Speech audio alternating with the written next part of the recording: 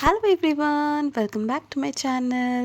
আরও একটা বিয়েবাড়ির ভিডিও নিয়ে চলে এসেছি। ব্যাক টু ব্যাক বিয়েবাড়ি থাকলে একটা সমস্যা মেয়েরা অবশ্যই ফেস করে, কি পরবো। কারণ আমাদের একটা ব্যাপার রয়েছে, পরপর বিয়েবাড়ি থাকলে সেম শাড়ি কিন্তু রিপিট করা যায় না। তোমরাও কি আমার মতো চিন্তাভাবনা রাখো? জানিও তো কমেন্ট সেকশনে। গতকাল ছিল আমার ছোটোবেলার বন্ধু দীপ্তেশের রিসেপশন। দীপ্তেশ আর আমি সেই ছোট্টবেলা থেকে অরবিন্দ বালকেন্দ্রম থেকে বন্ধু। তারপর এতগুলো বছর পেরিয়ে আজও কিন্তু আমাদের বন্ধুত্ব অটুট রয়েছে।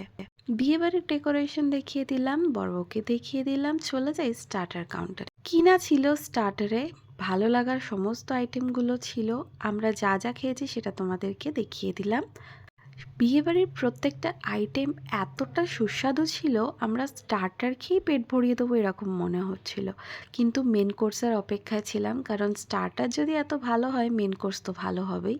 আর এই দেখো চলে এসেছে main course, masala kulcha, fish fry, mutton biryani, mutton chaap, chutney, পাঁপড়, মনের মতো মিষ্টি, এত কিছু খেয়ে দিয়ে লাস্টে আমরা কুলফি আর পান সহযোগে আমাদের খাওয়া দাওয়া শেষ করেছিলাম।